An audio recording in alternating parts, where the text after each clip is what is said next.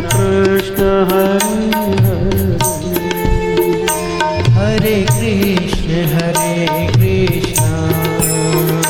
कृष्ण कृष्ण हरे हरे हरे राम राम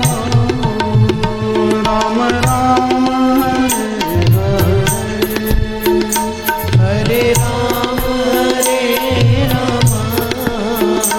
राम राम हरे हरे हरे कृष्ण कृष्ण कृष्ण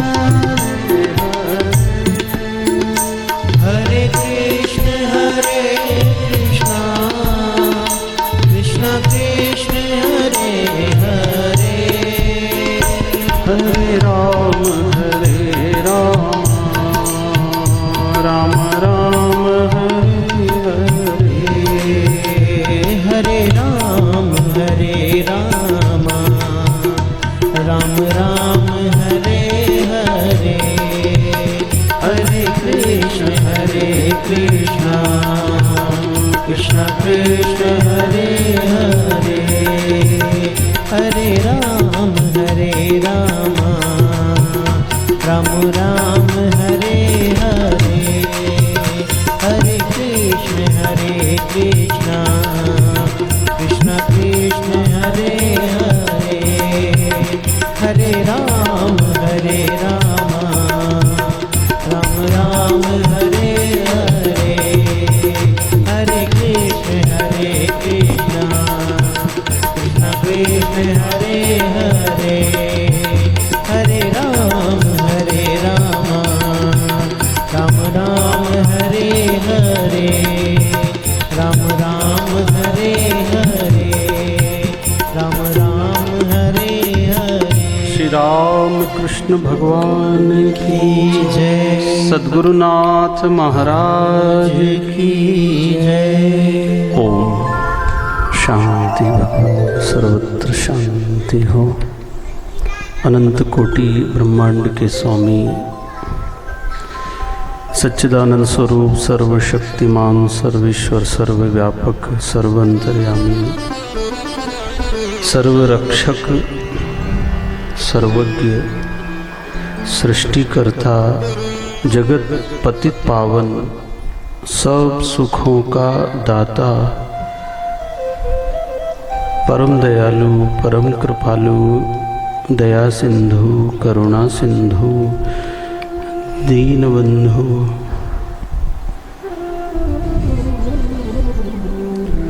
शरणागत वत्सल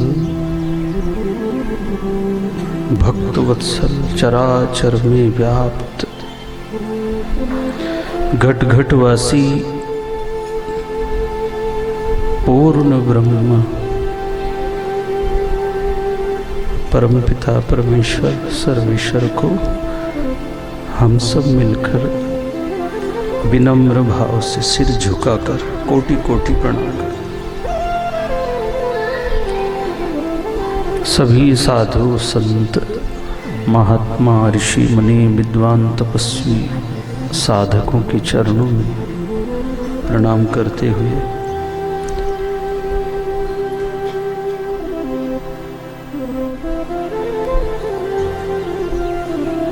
आंध्र प्रदेश तेलंगाना के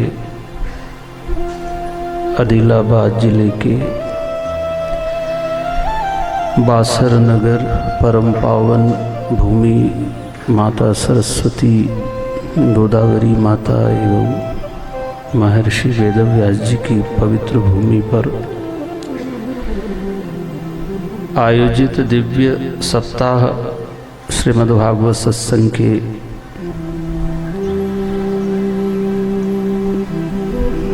यजमान पद का सौभाग्य प्राप्त हुआ। सम्माननीय पूज्य माता श्रीमती गोदावरी भाई आसावा एवं बाला प्रसाद जी एवं श्री कृष्ण प्रसाद जी आसावा, भगवान दास जी, वंदेश जी, प्रतीश जी आसावा परिवार द्वारा अपने पूर्वज पितृ देवताओं की पावन पुण्य स्मृति में स्वर्गीय श्री गोविंद प्रसाद जी, लक्ष्मी नारायण जी आसावा के पुण्य स्मरण में दिव्य भागवत सप्ताह के विश्राम दिवस की कथा में पधारे हुए कथा मंडप में उपस्थित आप सभी सम्माननीय धर्मानुरागी आत्मप्रेमी भगवान जी की मंगलमयी कथा सुनने पधारे आप सभी हरि भक्तों के चरणों में दास प्रणाम कर परम मंगलमयी परम आनंददायक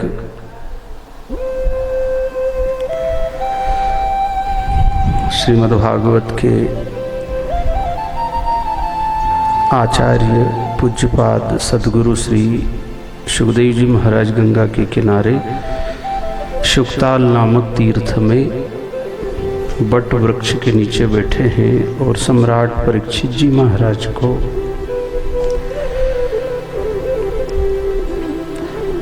परमात्मा की कथा सुनाते हुए समझाते हैं, राजन संपूर्ण जगत में प्रत्येक मनुष्य को पूर्ण परमात्मा की भक्ति साधना उपासना करते रहना चाहिए।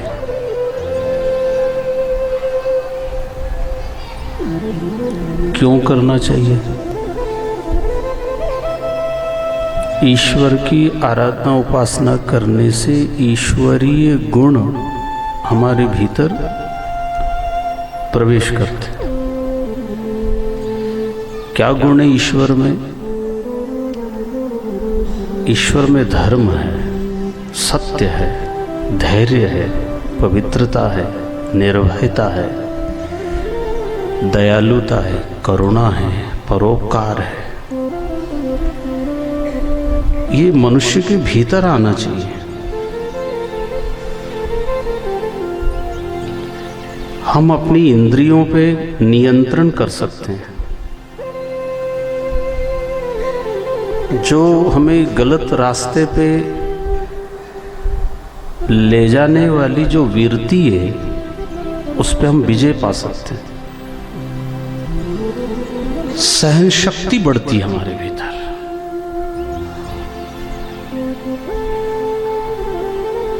बुरे संस्कार प्रारब्ध के कर्मों के अनुसार अगर शरीर में विद्यमान है, बुरे संस्कार ईश्वर के नामस्मरण भक्ति कथा सत्संग से बुरे संस्कार नष्ट होते, सुसंस्कार प्रकट होने लगते। इसलिए आराधना करना।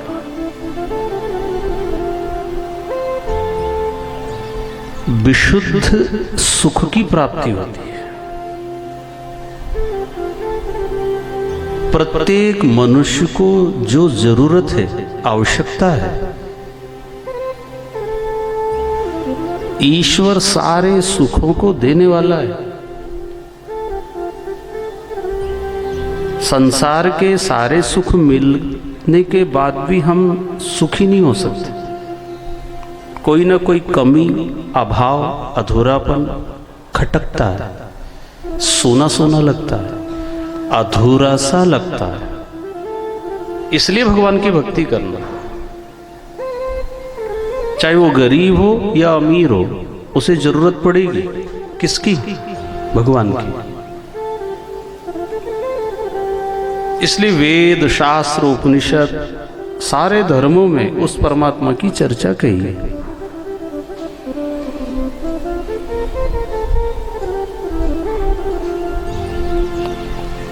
अगर हम भक्ति साधना उपासना नहीं करते हैं तो जीवन में कोई ना कोई दुख, समस्याएं, मुसीबत आती है। और आती इसलिए है कि तुम उस ईश्वर से कांटेक्ट करो, उससे जुड़ जाओ। कोई भी दुख आपको दुखी करने के लिए नहीं आता है, आपको मजबूत बनाने के लिए आता है। और सच्चे सुख की तलाश कर लो। संसार में सच्चा सुख नहीं है, लेकिन हमने तो मान लिया है, तो फिर दुख कैसे आ गया आपको? झूठा है वो दुख आके अनुभव कराता है। झूठे सुख को सुख कहे, तू मान रहा मन मोद। ये सकल चबीना काल का, कुछ मुख में कुछ गोद। सब काल के गाल में जा रहे हैं भाइयों, और कुछ गोद में बैठा रखे उसने। जैसे आपने मुर्गी पालन केंद्र देखा होगा, बकरा बकरी पालते हैं, क्या बोलते हैं उनको आप? बकरा बकरी, बकरा नहीं समझते? कसाई लोग पालते तो है बकरी मुर्गा, किस लिए पालते हैं? खिलाते पिलाते, ठंड गर्मी से बचाते, छाया करते, बकरे को खूब खिलाना, उसको तैयार करना। और वो बकरा क्या सोचता है, ये मेरा मालिक मुझे कितना प्यार से खिलाता है, और वो दोनों पैर पे खड़े होके उसको गले लगा लेता है वो बकरा, ये हमारा मालिक है ये। पर उस मालिक के अंदर क्या भाव है पता है? क्या योजना क्या है उसको इतना सुख देने की? गोदी में भी उठाता है वो, और उठा के वो उसको बड़ी खुशी होती है, हमें बहुत प्यार करता है। पर वो देखता है कितने वजन का हो गया, और ये बड़ा मगन हो रहा है, खूब खा रहा है। बस इसी से समझना है, हमको अगर ज्यादा सुख मिला है, काल की जाल में फंस रहे, झूठा सुख है। सारी दुनिया लगी है, सारी दुनिया।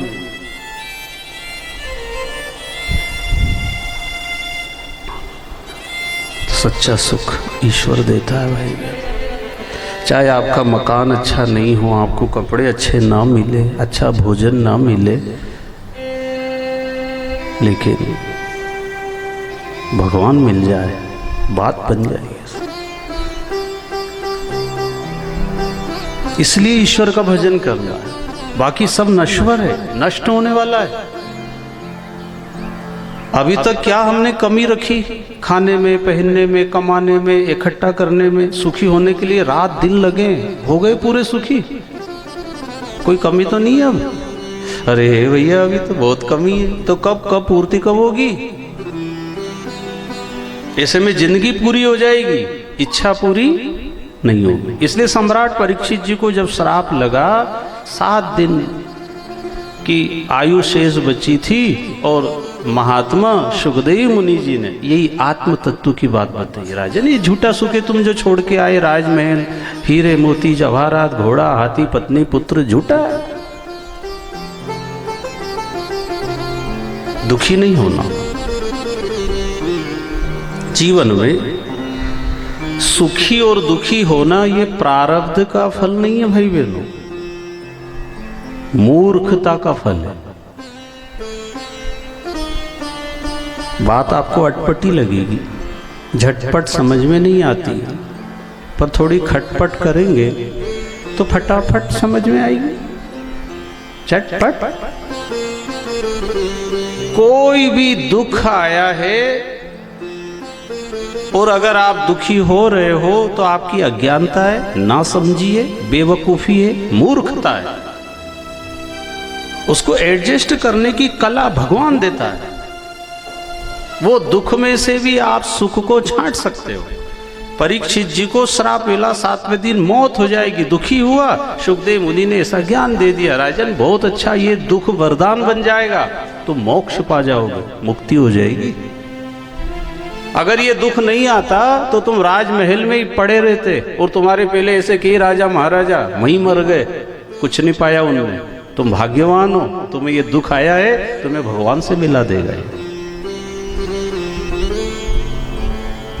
ऐसा समझ के जीना। दुख तो किसी भी तरह का आएगा, पर उसको भगवान तरफ मोड़ देना। अपमान हो जाए, बीमारी हो जाए, कोई घाटा हो जाए, नुकसान हो जाए, कोई घटना घट जावे, सबको भगवान तरफ जाना है, बस ऐसा समझ लो।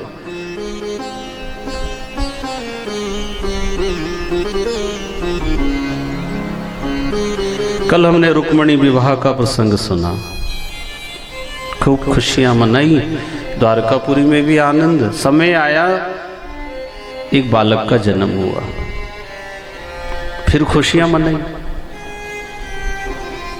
10 दिन का भी नहीं हुआ था बालक, एक सम्रासुर राक्षस बालक को उठाकर ले गए, समुद्र में फेंक दिया। मां रुक्मणी दुखी है, श्री कृष्ण जी समझा रहे, देवी धैर्य रखो, दुख तो आया है तो थोड़ा हिम्मत रखो, घबराओगे तो क्या होगा, समस्या का समाधान ढूंढो। और ऐसी कोई समस्या धरती पे नहीं है जिसका समाधान ना हो। कोई सा भी दुख हो, सबका समाधान होता है अकल ज्ञान बुद्धि से। कोई भी दुख आपसे बड़ा नहीं है, छोटा है। यहां तक कि मौत का दुख भी छोटा है। आप मौत के ऊपर विजय पा सकते हो, मतलब आत्मा की मृत्यु नहीं होती, उसको जान लो। तो मौत किसको मारेगी? शरीर को, आपको थोड़ी मारेगी।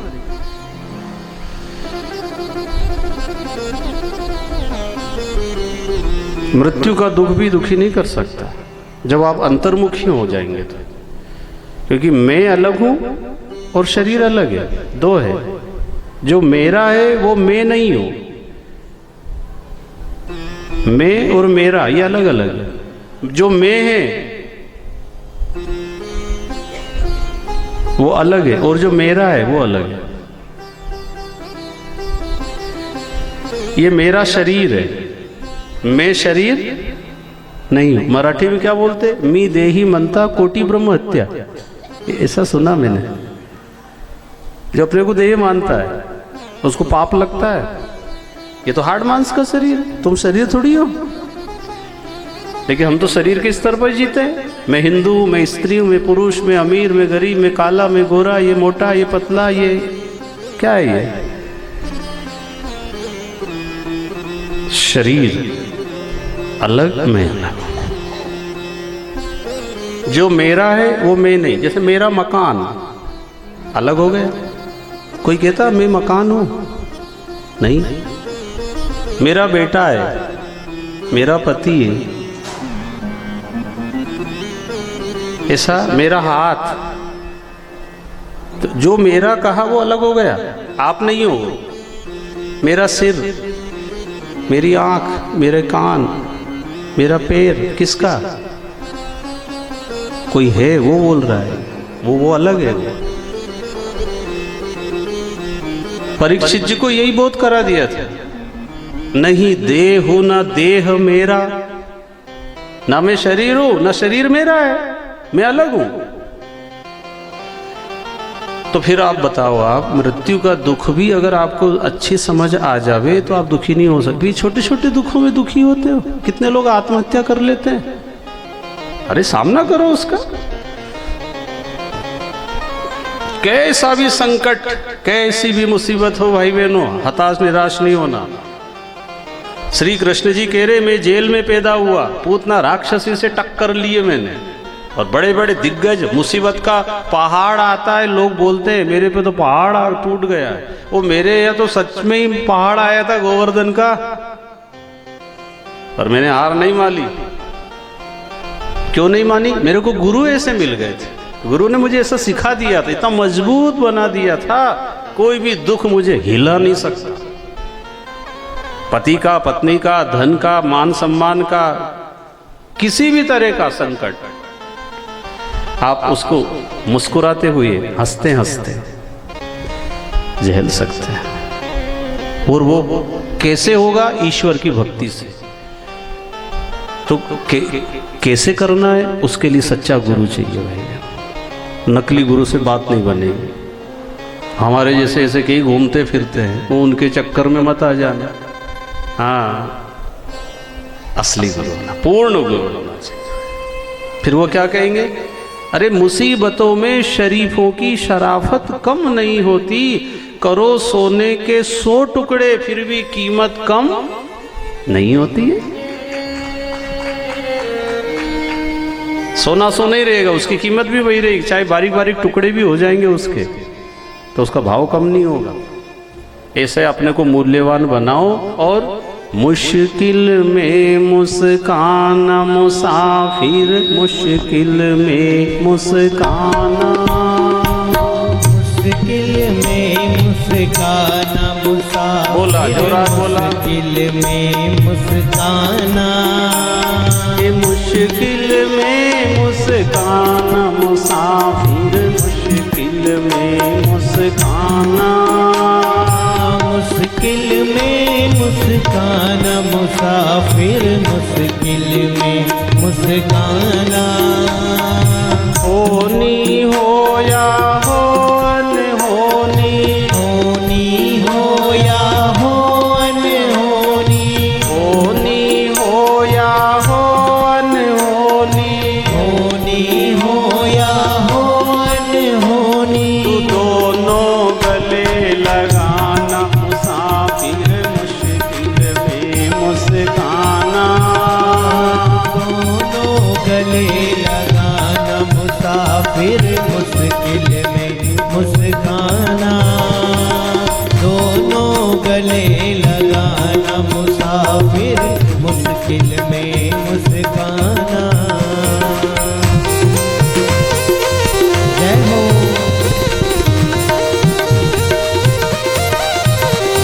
हरि बोल।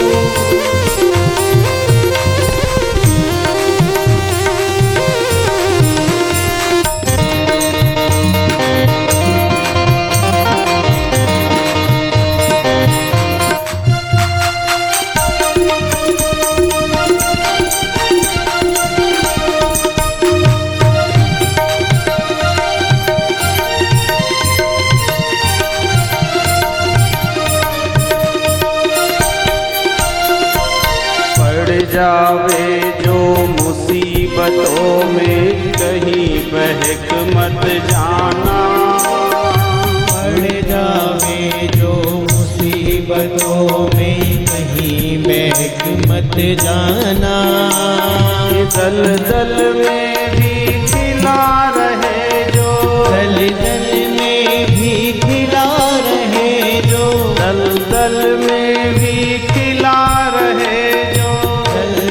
में भी खिला रहे जो, वही कमल कहलाना मुसाफिर, मुश्किल में मुस्काना, वही कमल कहलाना मुसाफिर, मुश्किल में मुस्काना, मुश्किल में मुस्काना मुसाफिर, मुश्किल में मुस्काना। जय हो हरि बोल। श्री राम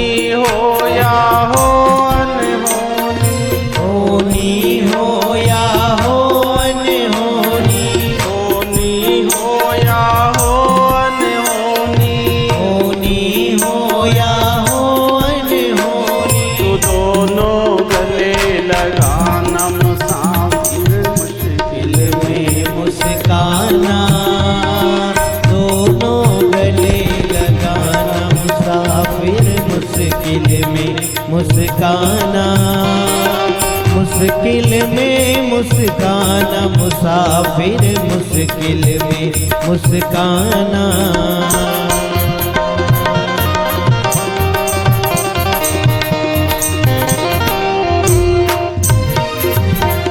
पंढरीनाथ भगवान की जय। इस संसार में सभी के जीवन में उतार चढ़ाव, परेशानी, मुसीबत सब होता है, सब होता है और होगा।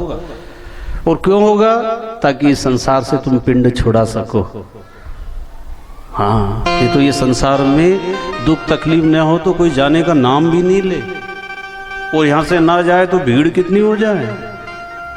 एक घर में एक सासू, दो सासू, तीन सासू, 10 सासू हो जाए तो सांस लेन दे। पुरानी खिसकती जाए, नहीं नहीं आती जाए। कितना बढ़िया सिस्टम, ये ईश्वर की व्यवस्था है। अगर 5-10 सास घर में हो जाए तो फिर सांस लेने में कितनी आफत है, किसकी सुनो फिर।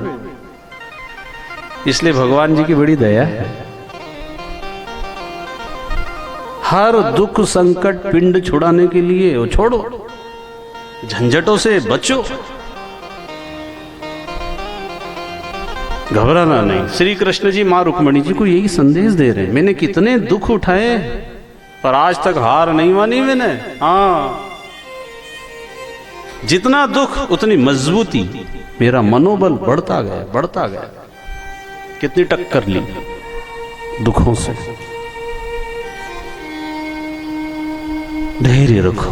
वो बालक जो समुद्र में फेंका, मछली निकल गई, मछली पकड़ने वाले ने जाल फेंका, उसमें फंस गई वो मछली। अब वो मछली लेके वही समरासुर राक्षस के यहाँ चला गया भेंट करने।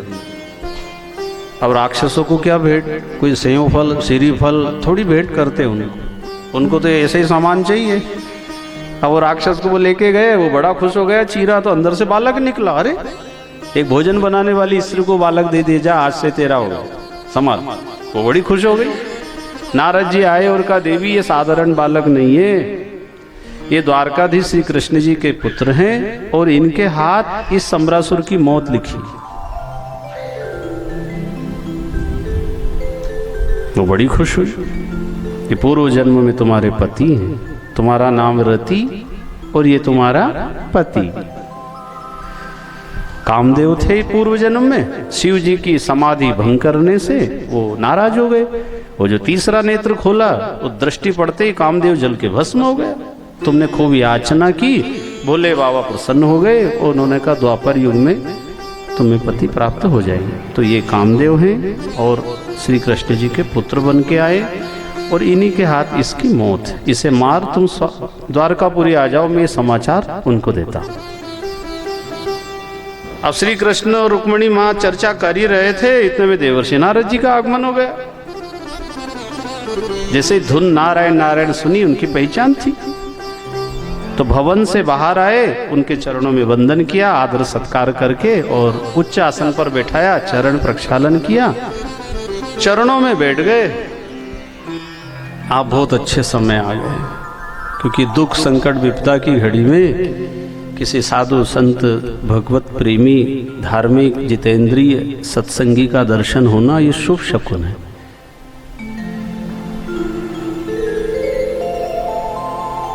सुख देवे दुख को हरे,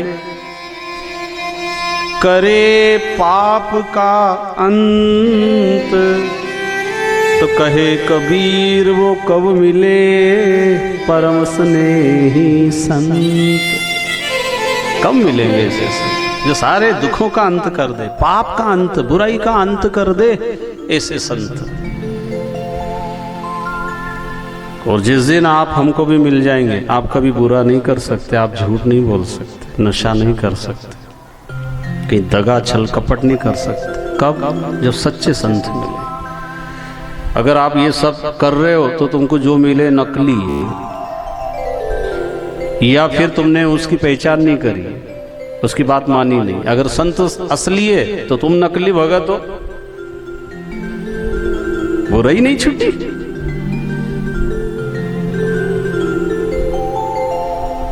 श्री कृष्ण जी को देवर्षि नारद जी ने वृत्तांत सुनाया, तुम्हारे सुपुत्र सुरक्षित है और मैं देख के आया। और कुछ समय के बाद प्रद्युम्न जी ने समरासुर को मार द्वारकापुरी आ गए, खूब खुशी मना रहे। नारद जी का वचन सत्य हो गया। संत और ग्रंथ कभी झूठ नहीं बोलते। संत वचन मिटे नहीं, मिटे विधि का लेख, सभी संत यूं कहते हैं खुद आजमा के दे। प्रैक्टिकल करो। क्या होता है भजन से, सत्संग से, सत्य बोलने से, प्रातःकाल जल्दी उठने से क्या होता है? उठ के देखो 1 साल। योगासन से क्या होता है? करके देखो। ये मत बोलो कुछ नहीं होता है, कुछ नहीं होता है। हाँ तो तुमने ठीक से नहीं किया, अनाड़ी बन के किया होगा योगासन, इसलिए फायदा नहीं हुआ। नहीं तो योगासन से फायदा होता है, जब तब से फायदा होता है। हमारे धर्मावाद वाले राठी जी, भंवरलाल जी राठी जी ने आज कुछ ग्रंथ उनको जो प्रभु ने प्रेरणा दी बनाया, सुंदराष्टकम उन्होंने लिखा है। और फिर यज्ञ, दान और तप की महिमा बताई।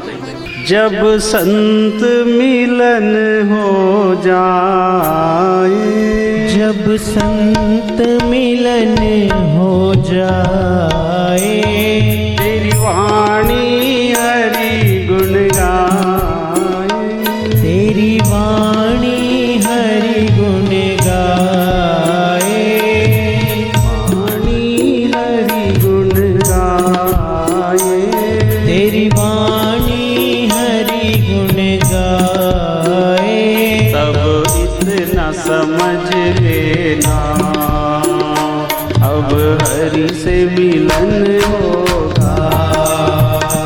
तब इतना समझ लेना तब हरि से मिलन होगा।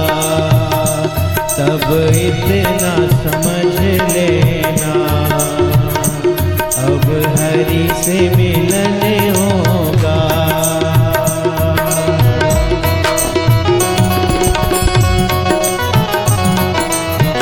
सभी लोग ताली बजाते हुए प्रेम से हरि बोल।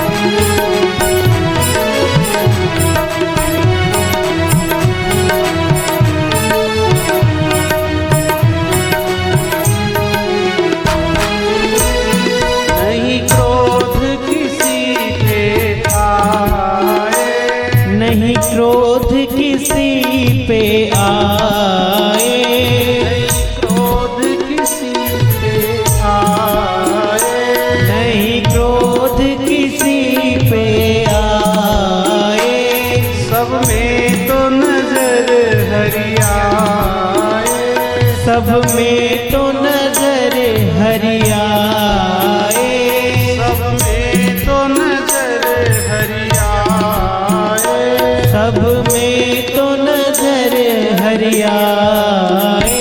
अब इतना समझ लेना अब हरि से मिलन होगा। हो तब इतना समझ लेना अब हरि से मिलन होगा। तब इतना समझ लेना अब हरि से मिलन होगा।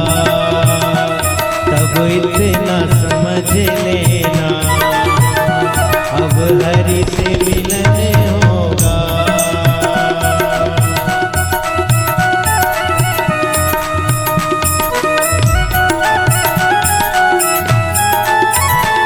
बोलो संत भगवान की। भजन तो बड़ा है, समय कम है। संत जिस दिन मिल जाएंगे तो भगवंत के मिलने की संभावना होती है। संत क्या करते हैं? आपके भीतर क्रोध, लोभ, मोह, अभिमान, ईर्ष्या, विकारों का खात्मा कर देते हैं। और जब आप निर्विकार हो गए, निष्पाप हो गए, निष्काम हो गए, तो फिर भगवान भीतर घट में अनुभव देता है। कैसी भी परिस्थिति आ जावे, देखो भगवान श्री कृष्ण जी को मणि का कलंक लग गया, जबकि मणि नहीं चुराई, पर कहने वाले ने कह दिया और सुनने वाले ने भी हाँ में हाँ भरी और पूरी द्वारकापुरी में बात फैल गई। और श्री कृष्ण जी के कान में बात पहुंच गई, तुमने मणि चुराई। और कैसे लोग हैं, दुखी नहीं हुए, क्रोध भी नहीं किया। सत्राजित नामक व्यक्ति सूर्य नारायण की उपासना करते थे। उन्होंने एक स्यमंतक मणि गिफ्ट में दे दी उनको। आप जो भी जप तप ध्यान साधना करते हैं, वो देवता आपको कुछ देगा।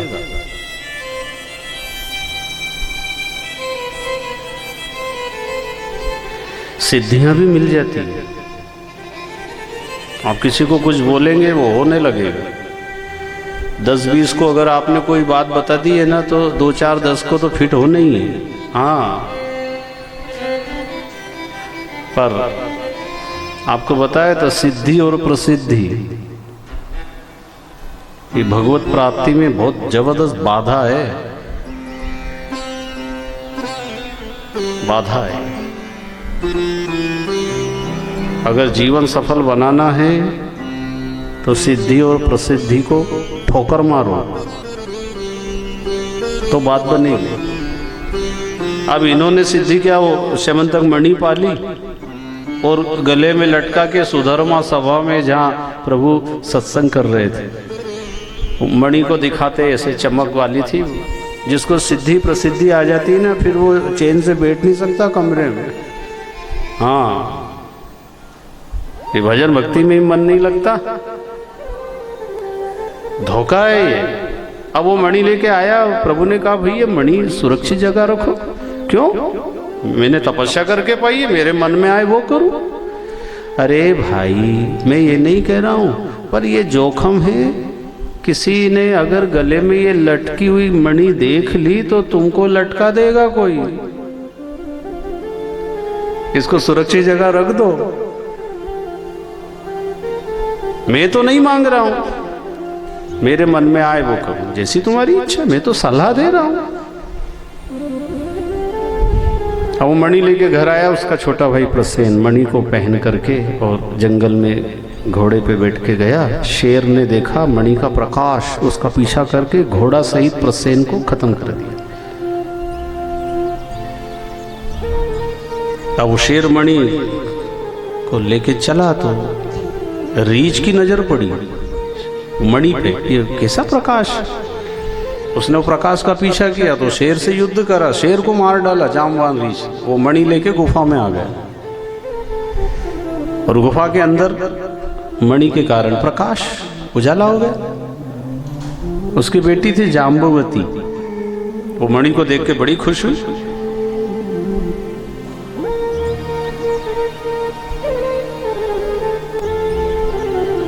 अब सत्राजित को प्रभु ने जाकर पूछा, भाई तुमने मणि का कलंक लगाया, मुझे मणि चुराते देखा नहीं, पर मेरा अंदाज है। अंदाज समझते, अनुमान। वैसे ही कई अनुमान लगा लेते हैं। ये बासर गए थे ना, हाँ, तो वहां इनको कोई ने सिखाया है, जबकि कोई ने कोई बात ही नहीं करी है, पर वो वहां से समझ, वहीं से इनने मेरे साथ ऐसा व्यवहार शुरू करा। तो या तो वो हमारी जेठानी ने कुछ इनको बोला है, वो वही बोल सकती है, और बाकी तो सब अच्छे। अनुमान अंदाज में कई घर बर्बाद हो रहे हैं। अरूबरू मिलो ना, अरूबरू बात करो, आमने सामने हो जाओ। मन से तर्क लगा लेते हैं। देखो, इन्होंने कथा के लिए सबको फोन भी करा, 2-2 बार फोन करा, और हमको एक बार नहीं करा इन्होंने। अभी कथा तो हो जाने दो आज, फिर कल के बाद में ये प्रोग्राम चलेंगे। हाँ, इन्हें वो पत्रिका कार्ड हमको नहीं दिया, और जहाँ देने गए थे उनने कहा तुम चिंता मत करो, हम सब जगह दे देंगे। अब वो निकला बेईमान, वो घर में रख के भूल गया।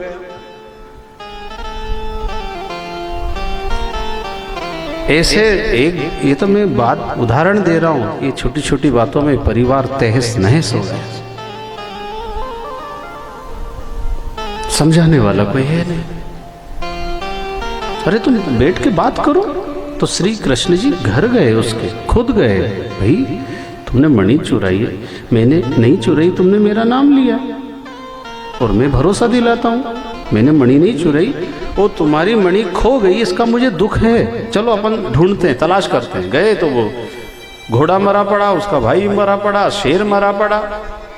भगवान ने पूछा, भाई अब ये सब मैंने किया है? नहीं नहीं नहीं, आपने तो नहीं किया, मेरा अनुमान गलत हो गया। बिना सोचे विचारे किसी की बात नहीं करना, कर्म बन जाते हैं और कर्म भोगना पड़ता है। हमको दिखता, हम क्या सोचते, किसी का मर्डर करना ही पाप है। वो तो खैर है ही, पर ये छुटपुट जो घटनाएं चलती है ना, ये भी कोई कम असर नहीं करती है। मौन रहो, क्या मतलब किसी के घर की बात करने से, किसी के बदनामी करने से, किसी की इज्जत को बिगाड़ने से मजा आता है? उनके घर में ऐसा हो गया तो उनके घर में ऐसा हो गया, यही अकल है ही। क्या सीखा अभी तक? किसी के घर की बात ना करो, किसी के बेटा की, बेटी की, बहू की, परिवार की, पति की, क्या लेना देना, भगवान की बात करो। वो कर्म के पोटले बन जाते हैं, कर्म भोगना पड़ता है। फिर आप कहोगे हमने तो कुछ नहीं करा। कैसे नहीं करा है? छोटी बुराइयों को भी बड़ी समझ के बचो। ठोकर पहाड़ों से थोड़ी लगती है। ठोकर कैसे लगती है? ये जजीरा से रास्ते मिल जाए, इनसे ठोकर लग जाती है। चलते चलते ठोकर लगती। बड़ा पाप को तो हम मानते हैं, उससे तो हम बच गए, पर छोटे छोटे छुटपुट घटनाएं तो रोज चल रही है। अब ये वायरस कितना बड़ा होता है? 1 किलो का कितना होता है तुम्हारे इधर? अरे वायरस तो दिखता ही नहीं है, और काम करता है कि नहीं? तो इसलिए तो सब ये ऐसा मुंडा बांध बांध के फिरते रहते हैं कि वो घुस नहीं जाए। तो इतनी सुरक्षा शरीर के लिए, तो अंतःकरण गंदा हो गया लोगों का। अंतःकरण जो मन, बुद्धि, चित्त, अहंकार, इसमें बुराइयां घुस गई। कैसे मन लगे, कैसे कथा सुने, कैसे भजन करें, उसका असर ही नहीं हो रहा है। इसलिए आज पक्का संकल्प लेके जाना, अच्छी अच्छी बातों को याद करके जाना। और घर जाओगे ना, तो जो घर है वो देखते आपको एकदम से इतने खुश हो जाएंगे। आपकी चाल, आपकी बोली, आपकी रहनी एकदम ऐसा होना चाहिए नंबर 1। हाँ, बदले बदले से लगना चाहिए। घर जाओ जब चेहरा मुस्कुराता हुआ, हाथ पैर धोए, ठाकुर जी को प्रणाम किया, शाम को माला लेके बैठ गए, तो वो सब चोरी चोरी देखेंगे ये, क्योंकि पहले तो ये आज तक नहीं करा इस साइन ने। बदले बदले से रहना, खुश रहना, अच्छे गुणों को धारण करना, क्रोध नहीं करना। कोई बात बिगड़ जावे, कोई गलती कर देता है, माफ करो, माफी मांग लो। अभिमान में नहीं रहना। इतनी कथा सुनी, कोई सुधार ही नहीं दिखता है, परिवर्तन ही नहीं आता है, तो सुनने से फायदा क्या? कथा सुनने से भगवान खुश होने वाला नहीं है। उसके गुण गाने से भगवान कोई खुश होने वाला नहीं है। भगवान कहता है क्या, मेरे अंदर जो गुण है वो तुम्हारे भीतर आना चाहिए। तो ऐसा कोई नियम पकड़ के लेके जाओ योगासन का, कोई बुराइयों का त्याग करो। अपने शौक पूरे करने में हम कितना खर्च कर देते, क्या मिलता उससे? जितना जरूरी उतना तो करो, पर अनावश्यक जिसकी जरूरत नहीं है वो भी खर्च करते रहते हैं। तो ऐसे नशा का भी त्याग करो। चाय भी एक नशा है। अब कई इतने समझदार चाय नहीं पीते, कॉफी पीते। वाह, एक बार ऐसे उधर उन्होंने कहा मैंने बीड़ी छोड़ दी, हमने खूब स्वागत सत्कार किया। दूसरी जगह उसका सम्मान किया कि तो एक आया, गुरुजी बीड़ी छोड़ दी पर सिगरेट शुरू कर दी। अरे राम राम राम, मैंने तो बेईमान निकला ये कोई छोड़ना हुआ क्या? अरे नशा करना नहीं है, ना तो बीड़ी, ना सिगरेट, ना गांजा। नहीं तो बोलते मैंने तो वो छोड़ी और ये पकड़ ली, मैंने तो चाय छोड़ी, काफी शुरू। तो ये तो गड़बड़ है। तो भाइयों, तमाकू, पाउच, गुटखा, सुपारी, शराब, दारू, अफीम, चरस, ये कोई नशा नहीं करना, नहीं करना। नाश की निशानी है ये। कोई कोई क्या कहता है, इससे वो गम दूर हो जाते हैं। किधर से हो जाते हैं गम दूर? ये कौन डॉक्टर कौन है? मेरे को तो उसको मिलना है एक बार। इससे कोई टेंशन दूर होता है? गलत बात। ऐसा कह के ना दूसरों को तैयार करते हैं। ये बड़े होशियार रहते हैं, ये इनकी टीम जो रहती है ना, अरे मैं तो बिगड़ा ही हूँ, ऐसा नहीं हो ये सुधर जाए। तो उसको महिमा अपने पैसे से पिलाना, थोड़ा बहुत टेस्ट कहीं कोका कोला में डाल के तो कहीं किस में मिला के और उसको तैयार कर देते हैं। इसलिए बाजार में खाना पीना बिल्कुल बंद करो, बहुत मिलावट आती है। बच्चों को भी कोई चीज़ बाजार की पसंद हो तो घर में बनाना सीखो। 2-4 बार बिगड़ेगी, बाद में सीख जाओगे, पर घर बनाओ। बाजार की चीज़ें नहीं खिलाना, अशुद्धता रहती। कोई वहाँ हाथ धो के बना रहे क्या? हुआ बाजार की चीज़ें नहीं खाना। बच्चों को बचाओ, बड़े बड़े को बचाओ। तो मैं कह रहा था बुराइयों का त्याग करो, सत्संकल्प लो। कथा सुनने आए तो कोई अच्छी बातें, नियम पकड़ना चाहिए। प्रभात फेरी में जाना, जल्दी उठना, योगासन करना, सदाचार का पालन करना, मिल के रहना, शुद्ध शाकाहारी बन के रहना, माता पिता का आदर करना, किसी से गलती हुई तो माफ़ करो। भगवान श्री कृष्ण जी ने वो सतराजीत को लेके गए और बाद में वो गुफा के अंदर मणि थी और कहा भाई मणि लेके आओ, प्रभु आप जाओ। भगवान गए, 27 दिन युद्ध किया। 28वें दिन वो जामवान रीछ कहने लगा, प्रभु आपको मैं पहचान नहीं पाया, आप परिचय दीजिए। तो भगवान ने कहा मैं त्रेता युग में राम बन के आया था और अब द्वापर युग चल रहा, मैं कृष्ण बन के आया हूँ। तो प्रभु वो दर्शन मेरे को हो सकते हैं? हाँ हो जाएंगे। तो भगवान ने मोर मुकुट मुरली सब धर दिए, वो धनुष बाण लेके खड़े हो गए। कित मुरली कित चंद्रिका कित गोपी अनको साथ, अपने जन के कारणे श्री कृष्ण भय रघुनाथ। वो धनुष बाण लेके खड़े हो गए। जामवान रीछ ने दंडवत प्रणाम करके कहा, प्रभु बड़ी कृपा हो गई, आप आ गए, क्या सेवा करूं आपकी? भैया 27 दिन से लात और घूसे से कर तो रहा सेवा। अरे प्रभु वो तो मेरे को मालूम नहीं था कि आप हो, अब आपने पता बताया तो आप माफ करो, मैं मणि लेने आया हूँ। तो भैया मणि तो मैंने मेरी बेटी जामवती को दे दी, अब एक उपाय है, मेरी बेटी को ले जाओ और दहेज में मणि ले जाओ और अब मैं आपके धाम जाता हूँ।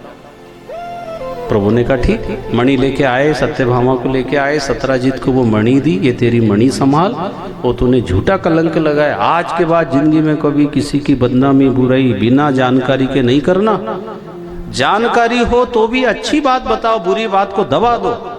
किसी की भी बात हो, मिलता क्या तुमको कोई प्रमाण पत्र मिलता? किसी को किसी के घर की बात निंदा चुगली करने में ऐसा रस आता है, वो आत्म रस नहीं है, ऐसा वो निंदा रस ऐसा आता है। वो जिसको कम सुनाई देता है ना, वो भी ऐसा मशीन लगा लगा के, कथा में ऐसा ध्यान नहीं, माइक लगे ऐसे बड़े बड़े सब स्पीकर लगे, इसके बाद कथा समझ में नहीं आ रही, और वो धीरे से के वो समझ में आ जाए, थोड़ी सी के और पूरी समझ में आ गई, थोड़ा सा कहते ऐसा ऐसा उनके, हाँ बस समझ गया। कितना ज्ञान कितना उनको, वो और कथा पूरी की पूरी सुना रहे हैं, इसके बाद समझ में नहीं आ रही है। बुराइयों को एक्सेप्ट करने का मतलब ऐसा अभ्यास है। शास्त्र की बात, संत की बात, ग्रंथ की बात, ज्ञान की बात याद नहीं रहती है, और मूर्खों की कही हुई बात, अज्ञानियों की कही हुई बात खूब याद रहती है, फिट हो जाती है, एक बार में हो जाती है, एक बार में। गलत बातें सुनना भी नहीं और किसी को सुनाना भी नहीं, ये भी संकल्प लेके जाना। अगर आप जो घर है जो यहाँ नहीं आए तो वो तो तैयार है, अभी तुम जाना सही, अभी वो 7 दिन की सारी रिपोर्ट ऐसी ऐसी सुनाएंगे, तो आप उनसे कह देना भैया हमने ये सब बंद कर दिया। हाँ आप कोई अच्छी बात हो ज्ञान की तो सुना, तो नहीं तो तुम तुम्हारे पास जमा रखो, हमको नहीं चाहिए। निंदा करने वाले से ज्यादा निंदा सुनने वाले को पाप लगता है।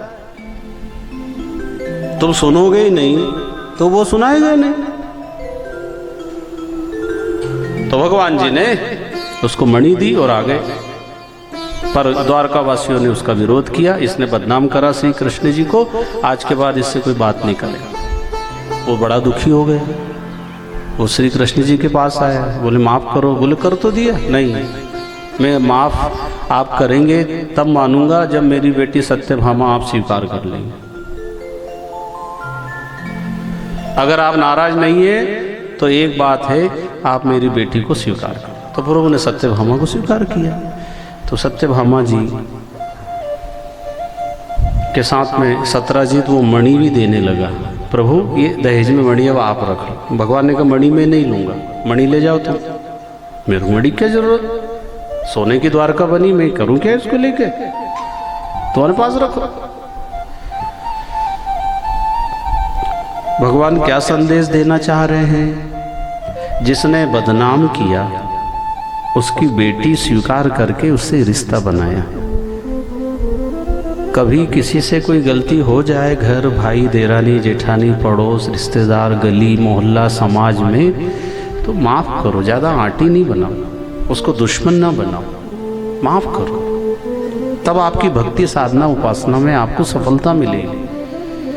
अंदर बैरभाव अगर रखा है तो आपका जप तप सब बेकार। माफ़ करो उसको। अब भगवान ने बेटी स्वीकार कर ली। उसके बाद में फिर मित्रमिदा लक्ष्मणा भद्रा सत्या कालिंदी 8 आत्माओं को स्वीकार किया। फिर प्राग ज्योतिषपुर में भौमासुर नाम का राक्षस था, नरकासुर भी कहते हैं। उसके यहाँ 16,100 बालाएं जेल में कैद थी। उन्होंने भगवान की बड़ी महिमा सुन रखी थी कि प्रभु द्वारकाधीश हमें बचा सकते हैं। तो जेल के अंदर प्रार्थना की। क्या प्रार्थना की? विठ्ठल माझा माझा माझा माझा माझा, विठ्ठल माझा मी विठ्ठलाचा,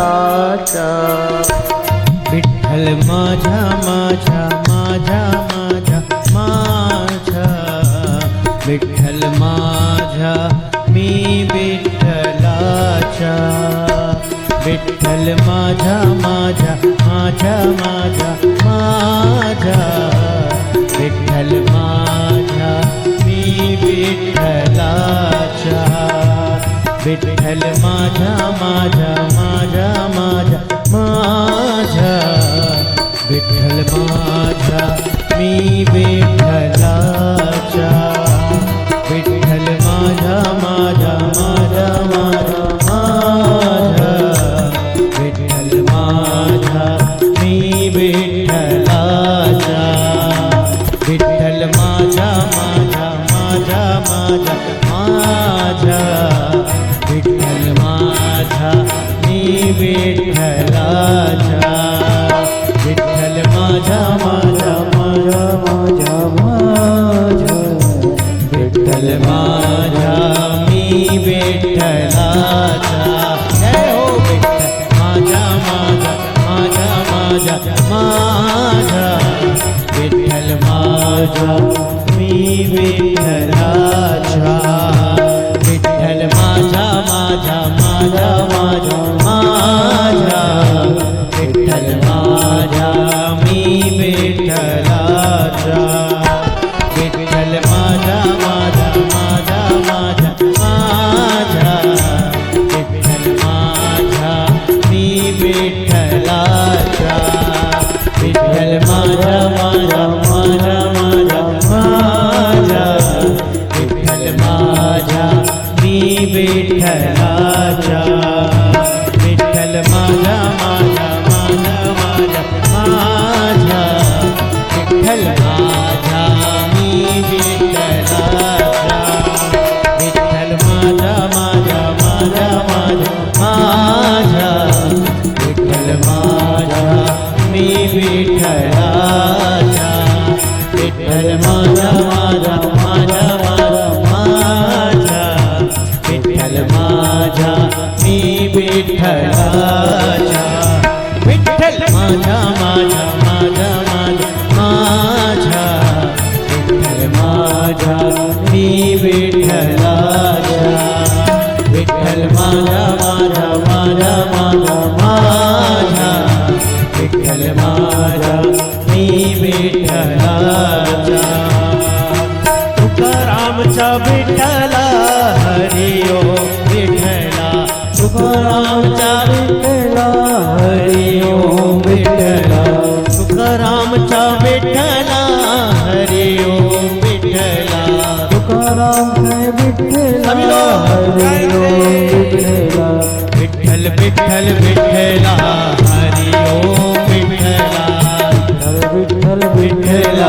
हरि ओम विठला विठल विठल विठला हरि ओम विठला विठ्ठल विठ्ठला हरि ओम विठ्ठला विठल विठल विठला हरि ओम विठला विठ्ठल विठ्ठला हरि ओम विठ्ठला पांडुरंग विठला हरि ओम विठला पांडुरंग विठ्ठला हरि ओम विठला पांडुरंग विठला हरि ओम विठला पांडुरंग विठ्ठला हरि ओम विठ्ठला विठल विठल विठला हरि ओम विठला विठ्ठल विठ्ठल विठ्ठला हरि ओम विठ्ठला विठल विठल विठला हरि ओम विठला विठ्ठल विठ्ठल विठ्ठला हरि ओम विठ्ठला पांडुरंग विठला हरि ओम विठला पांडुरंग विठ्ठला हरि ओम विठ्ठला विठल विठल विठला हरि ओम विठला विठ्ठल विठ्ठल विठ्ठला हरि ओम विठ्ठला विठल विठल विठला हरि ओम विठला विठ्ठल विठ्ठल विठ्ठला हरि ओम विठ्ठला विठल विठल विठला हरि ओम विठला हरि ओम विठला विठल विठल विठला हरि ओम विठला हरि ओम विठला विठल विठल विठला हरि ओम विठला हरि ओम विठला पंढरीनाथ भगवान की जय। ऐसा जेल के अंदर कैद 16,100 ने जब प्रार्थना की, प्रभु आप हमारे हो, हम आपके हैं। भगवान जी इतना ही सुनना चाहते हैं, बहुत खुश हो जाते हैं, प्रभु मैं आपका हूँ और आप मेरे। हमने भगवान को छोड़ संसार की वस्तुओं को अपना माना है, इसलिए हमारे दुख बने हुए हैं। पूरी संसार इस सृष्टि को जेल की तरह मानो। जो जेल में है वो चाहता है कोई जमानत ले ले, कोई हमें छुड़ा ले। ऐसा जेल के जो बाहर है वे भी जेल में ही है। कहाँ अपनी मर्जी का कर सकते? जो अपने मन मर्जी से भक्ति साधना तीर्थ व्रत कथा कुछ सत्कर्म ना कर पाए, जेल में ही तो है।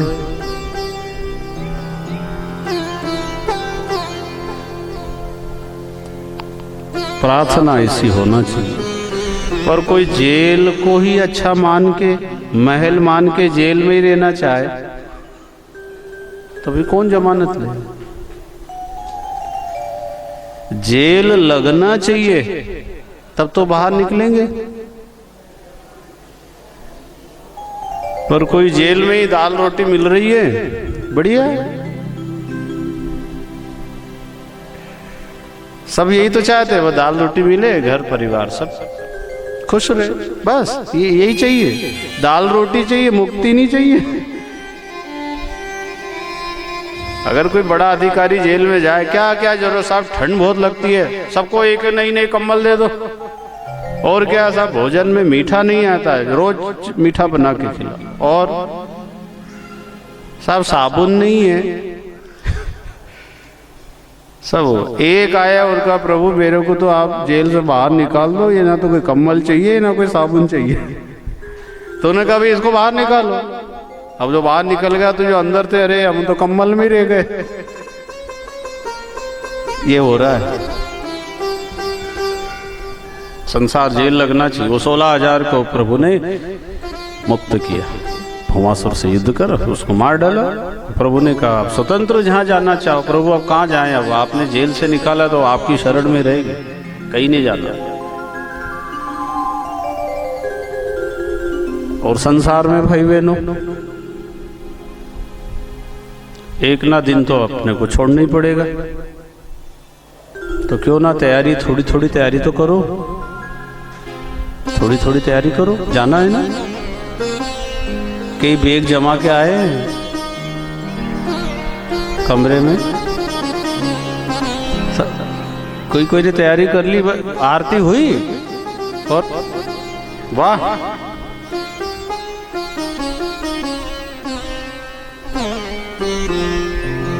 ऐसे संसार से जाने की तैयारी करो। कब जाते हैं संसार से? कोई तारीख नहीं है, तारीख फिक्स नहीं है, पर जाना तो फिक्स है। इसलिए भजन भक्ति ईश्वर की आराधना करना है, भगवान की चरण शरण। 16,100 ने जब ये स्वीकार किया, भगवान ने उनको शरण दिया। फिर बाद में नृग राजा की कथा आती जो गिरगिट योनि में पड़े थे, सूखे कुएं में भगवान ने निकाला, स्पर्श किया, दिव्य राजा का वेश बना के खड़ा हुआ। सारे द्वारका वासियों ने कहा प्रभु ये गिरगिट समझते नहीं? एक छोटा सा जीव आता, वो पूंछ लंबी रहती है, उसकी क्या बोलते? सरडा, सरडा, ठीक है, समझ गए मतलब। तो अब वो बना हुआ, उसको छूते ही वो राजा का वेश बन गया, शरीर छूट गया उसका। अरे तुम कौन हो भाई? बोले मैं नृग राजा हूं। अच्छा, बहुत दान देता था, फिर गिरगिट कैसे बने? एक गलती हो गई थी मेरे से, एक गलती, हाँ बस एक। द्वारका वासियों से सुन लेना, ये अपने मुंह से बता रहा है। एक भूल, एक गलती के कारण मेरे को ये शरीर। कौन सी गलती हो गई थी? मैं गोदान रोज करता था। गो की बड़ी महिमा है, जीवन में एक बार भी गोदान कर दो तो उसका महत्व बताते हैं। तो फिर मैंने सोचा एक से इतना फायदा, तो फिर तो अपन तो रोज ही करो ना। तो मैं गोदान, एक बार किसी ब्राह्मण की गाय गौशाला आ गई। अब रोज दान का नियम था। सैनिकों ने गाय लाके खड़ी की और मैंने संकल्प कर दिया, अब ये गाय लेके जा रहा और जिसकी गाय थी वो ढूंढता हुआ आ रहा है। दोनों रास्ते में मिल गए। कह रहे चोर, ये मेरी गाय कहाँ ले जा रहा है? अरे चोर कैसे बोला? ये तो राजा ने मेरे को दी है। तो मेरी गाय राजा ने क्यों दी? तो राजा से पूछो। चलो राजा के पास गए। राजा ने कहा भूल हो गई मेरे से, आप दूसरी गाय ले लो। नहीं, दूसरी क्यों लूं? मेरी गाय लूंगा, पर मैंने इनको दान में दे दी। क्यों दिया आपने? अब वो पहले वाला ब्राह्मण अपनी गाय मांग रहा है और जिसको दान में दी वो कह रहा है राजन दूसरे की गाय मेरे को कैसे टिका दी तुमने? वो दोनों ब्राह्मण गाय छोड़ के चले गए। राजा की मौत हुई। यमराज ने कहा पहले पाप भोगोगे या पुण्य? तो बोले पाप तो मैंने किया ही नहीं है। बोले करने के बाद सभी ऐसे ही मना करते हैं। हाँ तुमने किया है। अच्छा तो सबको याद रहता है। हम बासर में 5 दिन रहे थे वहाँ, वाह हम 7 दिन रहे थे, हमने ये करा, हमने दर्शन किया, हमने ये किया। अच्छा तो सबको याद होता, लेकिन जो गलत हम करते हैं वो याद नहीं रखते।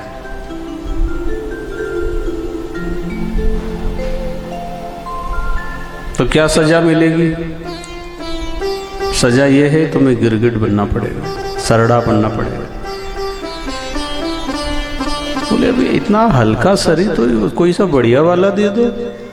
बोले ऐसा नहीं होता है, यहाँ तो जो धारा लग गई है, जिस कर्म से जिस शरीर में जाना है, आपको गरुड़ पुराण की बात बताई थी, वो फिक्स है, उसमें कोई संशोधन नहीं होता।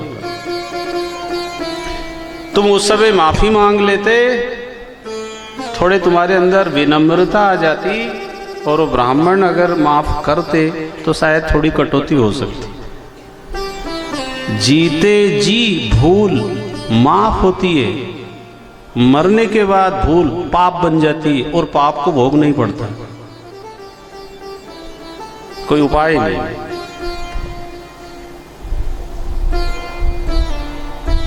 तो फिर मेरा उद्धार कैसे होगा? मैंने इतना दान दिया, उसका पुण्य, हाँ वो जमा है ना, वो भी मिलेगा। इसलिए तो पूछा पहले पाप भोगना कि पुण्य भोगना? बोलो तो पहले दुख भोग ले ताकि बाद में सुखी सुख बचेगा। तो गिरगिट बनाओ। प्रभु ने स्पर्श किया और कहा अब आपका ये शरीर छूटा है, अब आप अपने जीवन को धन्य बनाए। सारे द्वारका वासियों को कहा एक गलती की ये सजा है, वो जो रोज कर रहे हैं उनका क्या होगा, इसलिए सावधान हो। जो गलत है उससे बचो, और जो मालूम हो गया फिर तो बचो। मालूम नहीं है तब तक चलता रहा, अब मालूम हो गया झूठ नहीं बोलना चाहिए, शराब नहीं पीना, चोरी नहीं करना, जुआ सट्टा नहीं करना, धोखा नहीं देना, रिश्वत नहीं लेना, भ्रष्टाचार नहीं, मिलावट नहीं, घोटाला नहीं। भाई यही तो खास है, इनको याद रखो, बस इससे बचो और बचाओ दूसरों को।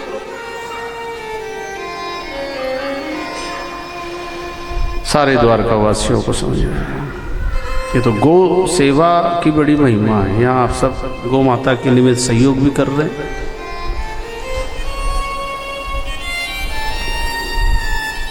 गो सेवा करने से आप पाप से बच जाते हैं, सतोगुण बढ़ता है आपके, देवी गुण बढ़ जाते, क्योंकि गाय में सारे देवी देवता है।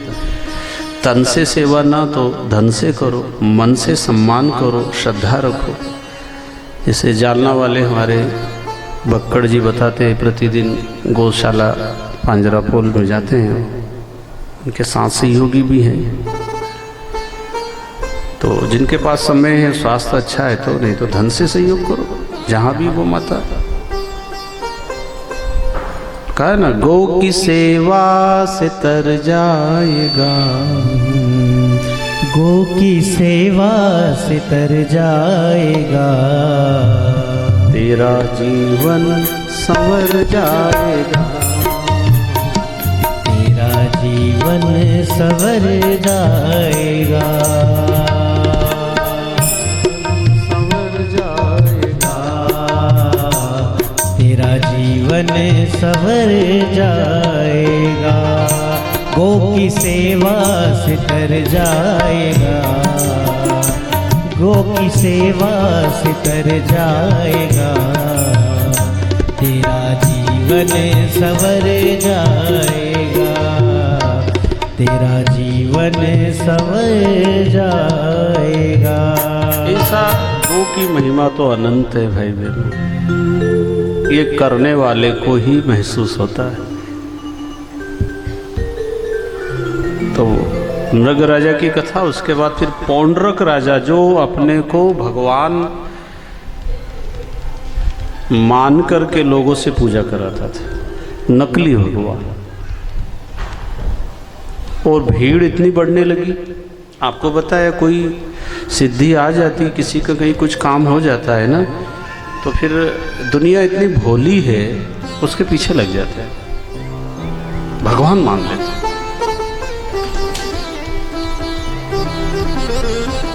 कितने मूर्ति फोटो, कितने देवी देवता, कितने बाबा, कितने क्या क्या संसार में फैलता जा रहा है, और वो सच्ची भक्ति पकड़ में नहीं आ रही। भगवान थे उस समय, नकली भगवान बन गए, विचार तो करो। और भीड़ में आके एक मिथ्या वासुदेव पौंड्रक को काशी नरेश ने क्या कहा, भाई द्वारकाधीश को भी लोग भगवान मानते हैं, तो एक पत्र लिख दो धमकी भरा, चुनौतीपूर्ण, कि असली भगवान आ गए हैं और तुम द्वारकापुरी खाली करो या फिर उनकी शरण में आ जाओ, क्यों अब तुम्हारा खेल खत्म। भगवान ने जैसे पत्र पढ़ा हंसने लगे, अरे मैं तो अभी हूँ और मेरे सामने नकली की पूजा, और ये इतने लोग हैं, इनकी अकल मारी गई, बुद्धि पे पत्थर पड़ गए, जो नकली को भगवान मानने लग गए। अरे मैं हूँ अभी। प्रभु ने जब आकर के देखा तो नकली बना हुआ है, और पुजारी भीड़ देख करके भगवान दंग रह गए, अरे कैसी दुनिया है ये। पर स्वार्थ के कारण हम किसी को भी पूज लेते हैं, कहीं भी माथा टिका देते हैं, कहीं भी चले जाते हैं, धर्म के विरुद्ध आचरण भी कर लेते हैं अपना स्वार्थ के लिए। आदमी मेरा काम हो जाए, मेरा काम, क्या ऐसी अज्ञानता में जिंदगी जीते। छोटा बच्चा है, वो कुछ भी पैदल परिक्रमा करने का सोचता है तो दंडवती परिक्रमा करते हैं कई लोग, ऐसे काम ना कर लेते हैं। ऐसे फिजूल की कामनाएं मत करा करो, फिजूल के संकल्प मत लिया करो।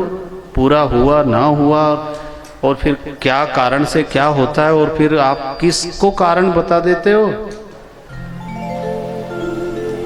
सच्ची भक्ति करो, नाम स्मरण करो, हमारे पूर्वज जो करते आए वो करो ना। नई नई पूजा, नए नए व्रत, नई वो एक वैभव लक्ष्मी की पुस्तक आपके इधर चलती है क्या? 108 बांट दो तो भली दुकान खोलो ना खोलो, खूब धन आता है। अब ये कोई अकल है? कोई कुछ कह दे बस, अगर आपको कह दे कि यार जितने पौधे लगे एक एक पत्ता यहां से घर ले जाओ और गोदरेज में धर दो, धन की कमी नहीं आई। आपको पत्ता नहीं मिले, ये पौधे उनके। अगर कोई कह दे सुबह 3:30 बजे रात को उठ करके और ठंडे पानी में 5.25 किलो बर्फ डालो और उससे स्नान करना है। 5.25 किलो बर्फ, ना ज्यादा और ना कम। अगर थोड़ा भी कम ज्यादा हुआ तो आपको धन की प्राप्ति नहीं होगी। तो ऐसे भुलक्कड़ धरे वे 3:30 बजे नहा लेंगे वे बर्फ से, फिर भले ही निमोनिया हो जाए, भले ही भर्ती हो, पर वो करेंगे वो। अरे थोड़ी अकल लगाओ, मेहनत करो, उससे दुकान चलेगी, धन चलेगा। उल्टे काम करते हैं और फिर कि धन की कमी आ रही है। आडंबर, ढोंग, पाखंड, दिखावा, चमत्कार, पागल हो रहे लोग। भगवान ने पौंड्रक को समाप्त किया और फिर सारे लोगों को पता चला क्यों हम तो इनको भगवान समझते थे, नकली को। शर्म नहीं आई तुमको? किसकी पूजा, किसका व्रत, किसकी जय जयकार, किसकी फोटो लगाना चाहे जो भीड़ देख के, और फिर समाज में वो वैसे परंपरा बन जाती है, फिर परंपरा बन गई।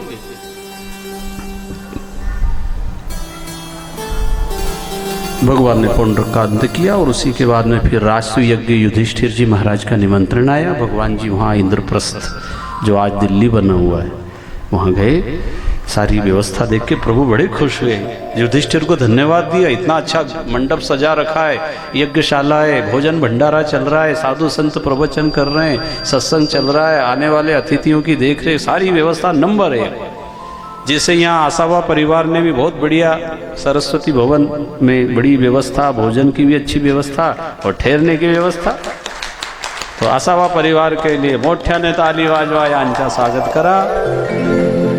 बहुत सुंदर मंडप भी सजाया, यहाँ भोजन की व्यवस्था, आने वाले अतिथि जो बाहर से भी आए हैं उनका भी। कल बदनापुर से भी कुछ माता बहनें आई, मैंने उनसे पूछा भाई कोई तकलीफ पर नहीं, बोले अच्छा खूब अच्छी व्यवस्था मिली। तो सब आए, सबको अच्छा। भाई धन है तो धर्म के काम में लगाओ। आपको कहा अपने हाथ की कमी अपने हाथ से लगाओ। तो भगवान ने युधिष्ठिर जी को धन्यवाद दिया कि ये धन दुर्योधन के हाथ में भी था, पर भले आदमी ने कभी सत्कर्म में नहीं लगाया, मरी गया छोड़ के सब, और तुमने वो धन को धर्म में लगाया। बहुत बहुत खुशी की बात है। कोई परेशानी तो नहीं? बोले एक परेशानी है। क्या? एक जरासंध नाम का दुष्ट है, वो इसमें साथ नहीं दे रहा। भगवान भीम और अर्जुन को साथ लेकर गए और जरासंध से द्वंद्व युद्ध की भिक्षा मांगी। वो ब्राह्मणों का बड़ा भगत था। कौन? जरासंध। वो 17 बार युद्ध में हारा तो ब्राह्मणों के पास गया, आप दया करो मेरे को युद्ध जीतना है। तो ब्राह्मणों ने आशीर्वाद दे दिया। अब भगवान जी ने ब्राह्मणों की लाज बचाने के लिए रणछोड़ बने ताकि ब्राह्मण का वचन सत्य हो जावे। भगवान ने हार मान ली और जब जरासंध जीत गया तो ब्राह्मणों पे पक्का भरोसा हो गया। तो ब्राह्मण का वेश बना के गए कि ये मना नहीं करेगा, मांगो क्या चाहिए आप। युद्ध की भिक्षा मांगते ही जरासंध ने कहा ब्राह्मण तो युद्ध नहीं करते, यज्ञ करते, तुम युद्ध वाले हो कौन, सही बताओ। तो कहा मैं द्वारकाधीश श्री कृष्ण, ये अर्जुन और ये भीम। बोले तुमने युद्ध का वचन मांगा तो आप युद्ध छोड़ के भागे, रण छोड़ से तो नहीं लड़ना, अलग हटो। और अर्जुन है हल्का है, कमजोर है, युद्ध तो बराबर वाले से होता, भीम से होगा, गदाओं से, मुष्टिका से 1 दिन 2 दिन 25 दिन 27 दिन युद्ध हुआ।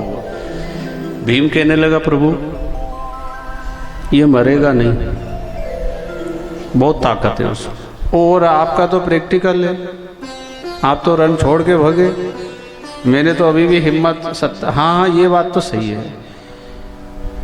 फिर क्या विचार क्या वो आप दिन दहाड़े भगे थे, अपन रातों रात भाग ले।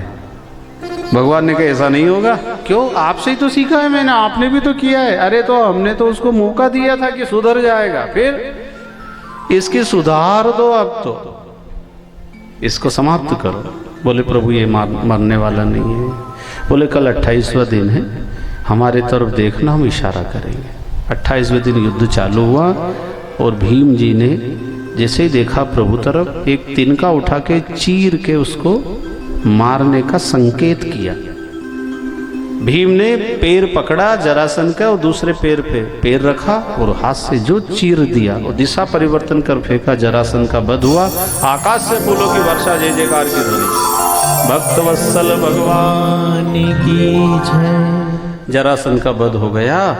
बाद में भीम जी आए, प्रभु से कहने लगे प्रभु ये इशारा शुरू दिन कर देते ना पहले दिन। बोले करने वाला तो था, पर तू सुने जब, देखे जब, तेरे को तो अभिमान था कि आज मैं मार के आ जाऊंगा, और ये अभिमान के कारण तूने ना हमको प्रणाम किया, ना हमसे आशीर्वाद लिया, और क्या समझा ये तो कमजोर है दोनों, मैं बलशाली हूँ। इस गर्व के कारण, अभिमान के कारण तुम हारने को तैयार हो गए थे। खाली मैंने इशारा किया और तुम जीत गए। भाई बहनों, ये गर्व करना, अभिमान करना, ताकत का, बुद्धि का, अपनी होशियारी का, भगवान कहाँ पे आपको गड्ढे में पटक देंगे पता नहीं है। इसलिए कभी गर्व नहीं करना कि मैं घर चलाता हूँ, मेरे से सब होता है, मैं बड़ा हूँ, मेरे में ज़्यादा बुद्धि है। 1 सेकंड नहीं लगता बुद्धि फेल करने। चाबी रख के कई बार भूल गए, कई बार जेब में ही सामान रहता और ढूंढते रहते पूरे घर में ही, और बाद में जब अरे ये तो जेब में ही रखा है, पागल। ऐसा भगवान बुद्धि घुमा देते हैं। इसलिए सरल बन के रहो, सहज बन के रहो, अभिमान नहीं करना। फिर प्रभु ने सबको लेकर आए जेल के अंदर। जरासंध के यहाँ कुछ राजाओं को भी बंद कर दिया था, उनको भी बंधन निकाल, 20,600 के लगभग राजा जेल में जरासंध के।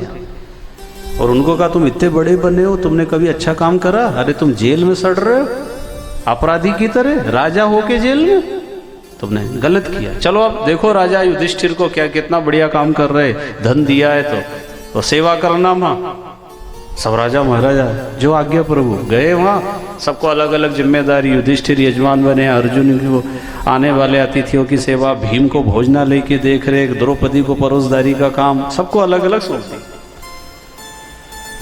प्रभु ने कहा मैं क्या करूं, मुझे बताओ। बोले प्रभु आपको तो हम क्या कह सकते, आपको जो, आप तो खाली बैठो सोफा पे, हम सब कर लेंगे। बोले ऐसा थोड़ी होगा, हमें कुछ बताओ। बोले अब आपकी जो मर्जी हो। तो फिर साधु संतों के चरण धोने का काम और भोजन करने के बाद झूठी पत्तलें उठाने के काम। भगवान ने 2 काम अपने हाथ में लिया। सारी सभा में आश्चर्य, आप इतने बड़े होके और ऐसा काम करोगे? बोले धर्म के काम में कोई पूजा कर रहा है यजमान बन के, और कोई झाड़ू लगा रहा है, कंकर पत्थर बीन रहा है, दोनों का फल बराबर मिलता है। तो कोई छोटा गरीब ये ना सोचे बड़े बड़े लोग तो यजमान बने, हम तो गरीब है, हमारा तो भला ही नहीं होगा। अरे झाड़ू लगा दो, पानी पिला दो, पत्रावली उठा दो, सेवा कर दो, परोसदारी कर दो, एक दूसरे की मदद कर दो धर्म के काम में, तो वही फल मिल जाता गरीब को जो अमीर को मिलने वाला है। इसलिए भगवान ने वो छोटा काम करके छोटे लोगों का सम्मान बढ़ाया, क्योंकि काम करने से कभी कोई छोटा नहीं होता है। हमारे पंत प्रधान ने झाड़ू भी लगाई थी, सफाई स्वच्छता अभियान छेड़ा, तो उन्होंने भी झाड़ू शुरू करी। अब तुम सोचो हमारे बासर में और उमरी में भी आ जाए तो अब ये काम तुम भी तो करो, उनने तो वहां कर दिया। बड़े व्यक्ति को नई परंपरा चलाना चाहिए जो समाज के हित में हो, देश के हित में हो, उसमें शर्म नहीं होना। जैसे प्रभात फेरी में जाते हैं तो कोई कोई तो बड़े सरलता से जाते हैं, और कोई ऐसा बड़ा बना हुआ बैठा है, आज तक नहीं गया, वो ना जाए, तो ये तो गलत है ना। भाई हफ्ते में एक दिन तो जाओ, 15 दिन में जाओ, महीने भर में जाओ, रामनवमी जन्माष्टमी पे जाओ, तुम्हारे जन्मदिन पे चले जाओ। एक दिन चले ही जाओगे सदा के लिए, उसके पहले चले जाओ।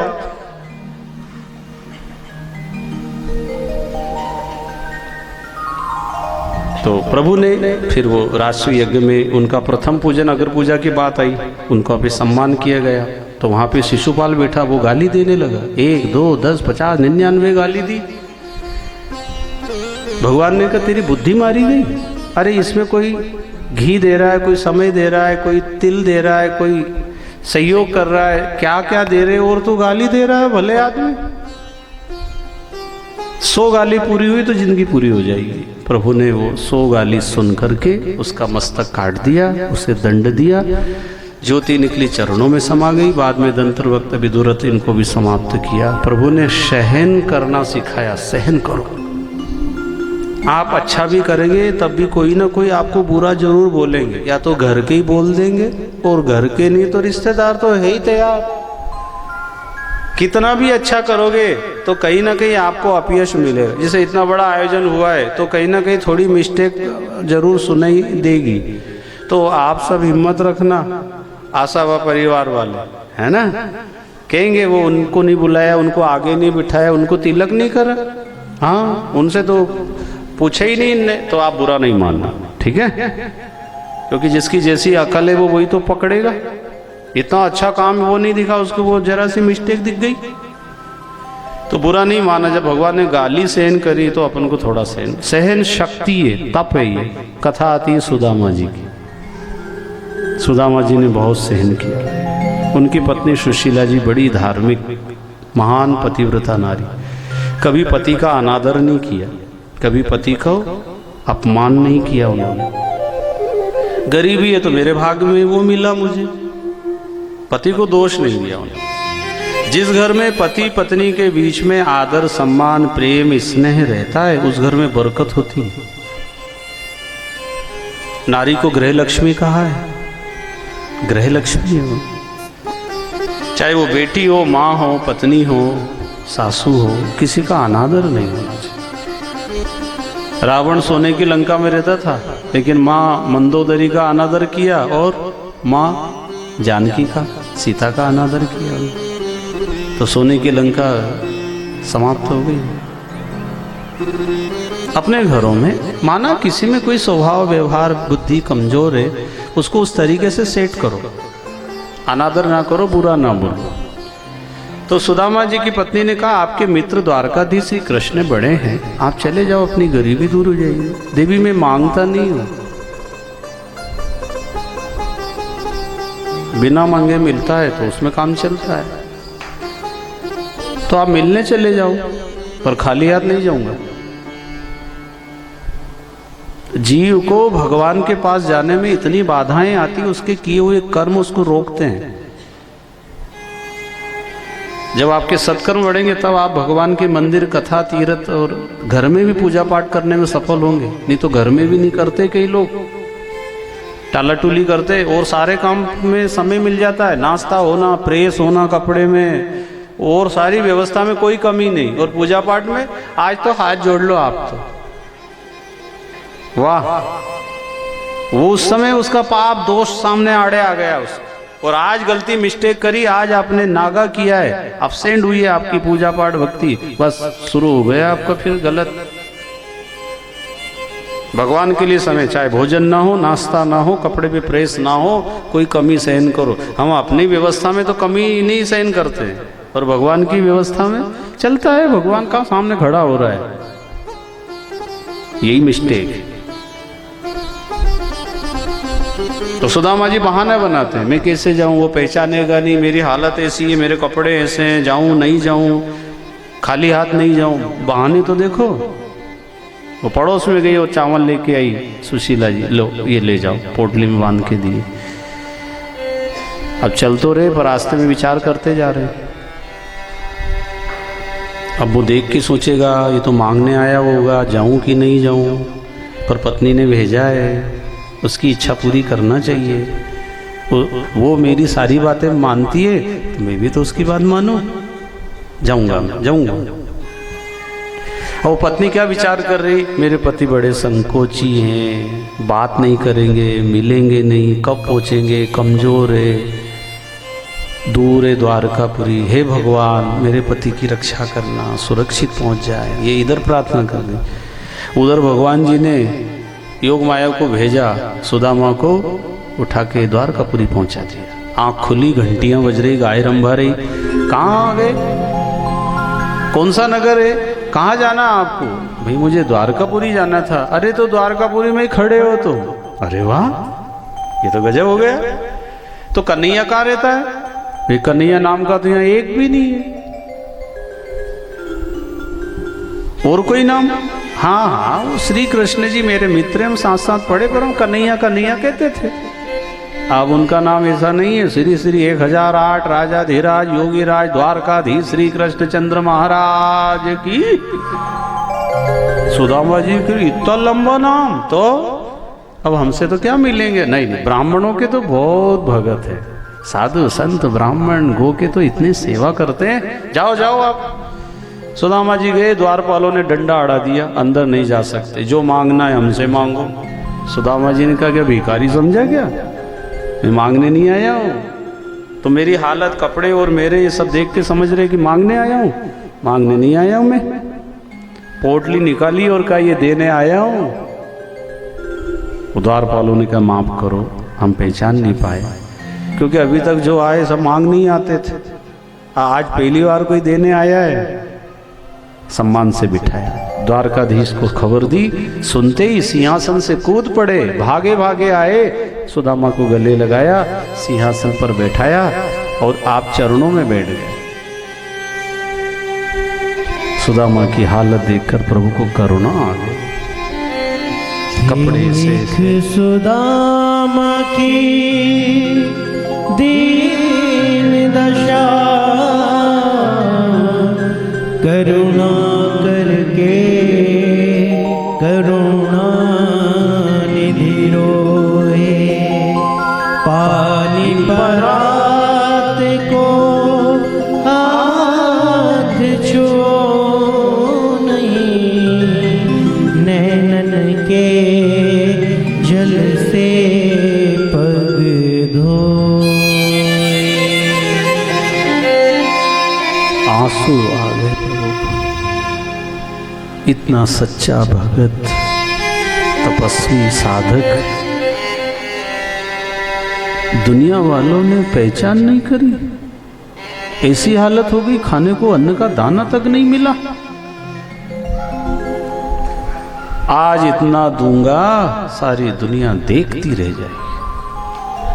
रानियों को आदेश दिया, सब आसपास खड़े। अच्छा, उनका आदर सत्कार, वस्त्र पहनाए, 56 भोग का नैवेद्य सामने। आज मेरी द्वारकापुरी धन्य हो गई। आपके चरण पड़ने से पावन हो गई मेरी द्वारकापुरी। ऐसे तपोनिष्ठ श्रेष्ठ ब्राह्मण जो किसी के आगे हाथ नहीं फैलाया है, आज मेरे सारे पुण्य उदय हो गए।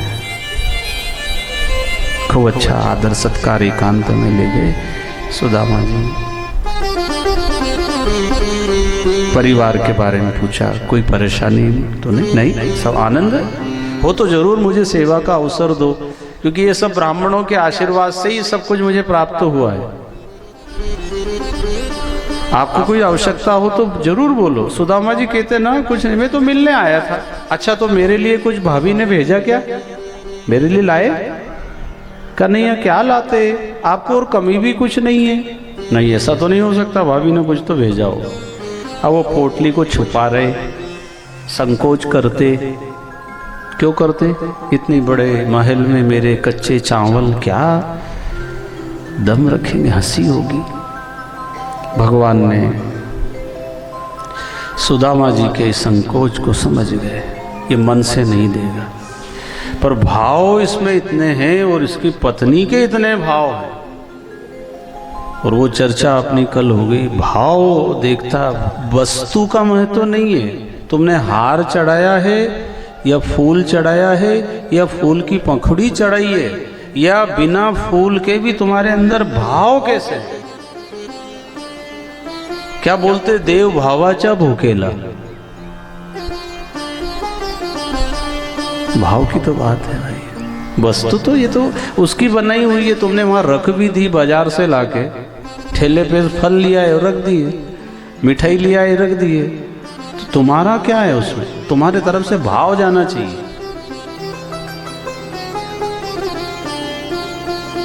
और ये भाव सहज में नहीं बनते भाई, नहीं बनते। दुर्योधन ने भी 56 भोग बनाए थे, उसी कृष्ण जी का पधारो आप, तो एक अन्न का कण भी नहीं खाया दुर्योधन का। दुर्योधन के मेवा त्यागे, शाक विदुर घर खाई, सबसे ऊंची प्रेम सगाई। प्रेम होना चाहिए। सुनी के वट के बेन, प्रेम लपेटे अटपटे, तो बिहसे करुणा एन, चितई जानकी लखन से। प्रेम भाव से। वस्तु, पैसा, धन, संपत्ति भगवान को जरूरत नहीं है। सुदामा जी को खूब प्रभु ने लाड़ लड़ाया, फिर कहा कुछ लाए हो तो दो, न देने लगे, प्रभु ने छीन ली पोटली। एक बार तुमने चने छुपा के खाए थे, उस कारण दुख होगा, आज मैं तुम्हें नहीं करने दूंगा, मेरी शरण में आ गए। प्रभु ने छीना, एक मुट्ठी दो मुट्ठी, मां रुक्मणी ने हाथ पकड़े। 2 लोक की संपदा सुदामापुरी के निर्माण को विश्वकर्मा को आदेश दिया।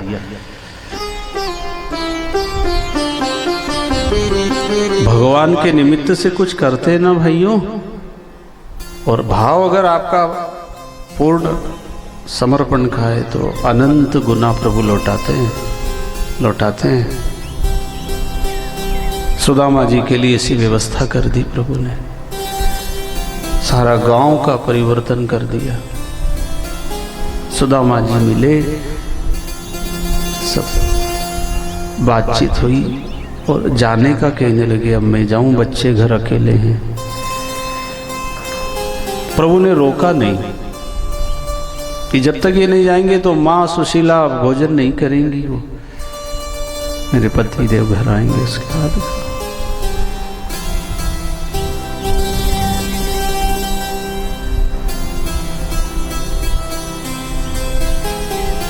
सुदामा जी प्रभु विदा करते हैं।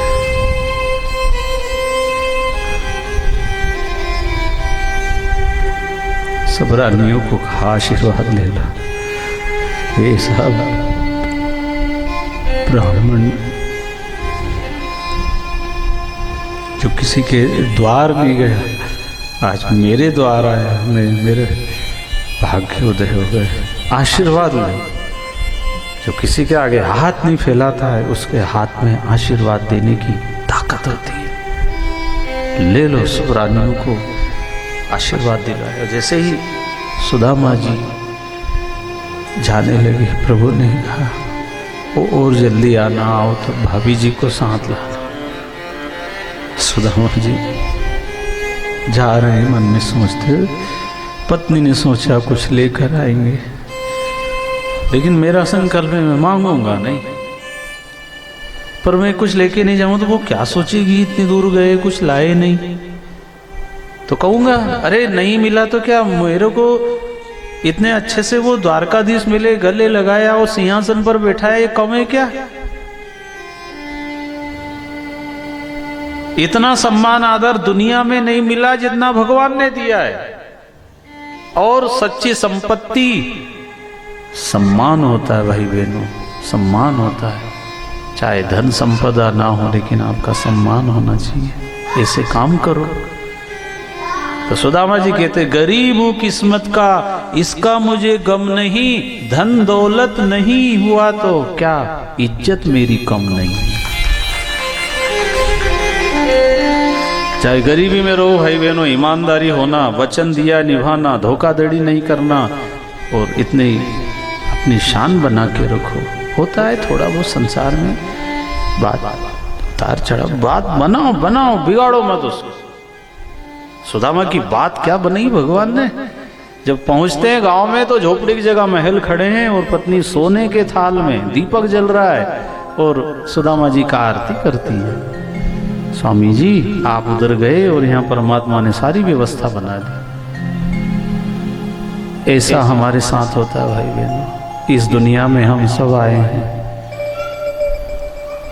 यहाँ अच्छा करते हैं तो मिलता है एक लोक दूसरा। जैसे ये दुनिया है ना, यहाँ से जाने के बाद भी एक दुनिया है। अच्छा किया है तो अच्छी जगह मिलेंगे, आपका आदर होगा, नहीं तो फिर नरक तो है। चाहे अच्छा करने का फल यहाँ ना भी मिले तो यहाँ प्रमाण पत्र लेने की इच्छा मत रखो। सुदामा को दुनिया में सम्मान नहीं मिला, भगवान क्या मिला ना, आपको भी मिलेगा। इसलिए आखिरी में कथा रखी, चाहे गरीब हो पर ईमानदार रहो, सेवाभावी रहो, सत्य बोलो, किसी तरह का अन्याय अनीति ना करो, भगवान की नजर में श्रेष्ठ बन जाओ। चाहे दुनिया आपको अपमान करे, धिक्कारे, कुछ भी बोले, परवाह मत करो। क्या कहेंगे लोग, कहने दो ना। लोग तो भगवान को नहीं छोड़ते तो तुमको छोड़ेंगे क्या। काम अच्छा करना, गलत करके, अनीति करके, दिखावा करके अपनी शान क्या बनाना बिना मतलब।